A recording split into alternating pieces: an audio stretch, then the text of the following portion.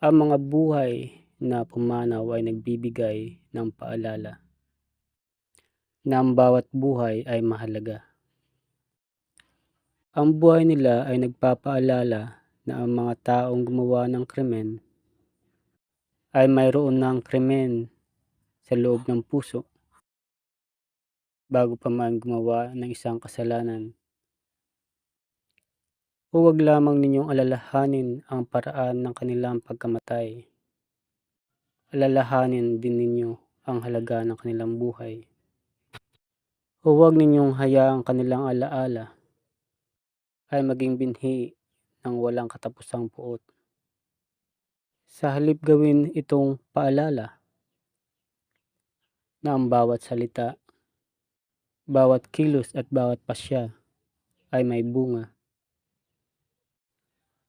Ang karunungan ay nagsisimula sa paggalang sa kapwa bago pa man dumating ang trahedya.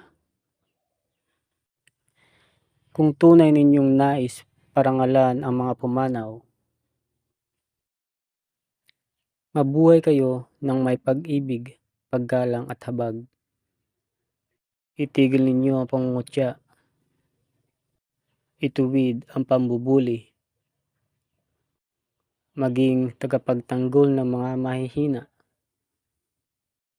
Sa ganitong paraan, ang kanilang alaala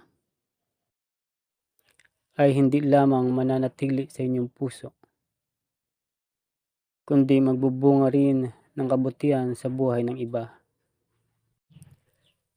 Hayaang ang kanilang pagpanaw ay maging paalala na ang karunungan ay higit na mahalaga kaysa sa galit. Ang habag ay higit na makapangyarihan kaysa sa paghihiganti. At ang kapayapaan ay higit na dakila kaysa karahasan. Ito ang alaalang nararapat ninyong dalhin habang kayo nabubuhay. Hayaang ang kanilang alaala ay maging paalala na ang buhay ay maikli at mahalaga. Kaya habang may panahon, magmahal kayo, gumawa ng kabutihan, at pairalin ng kapayapaan.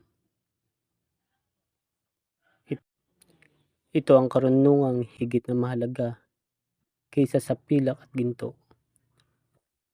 At ito ang pinakamainam na pagpupugay sa mga buhay na nawala.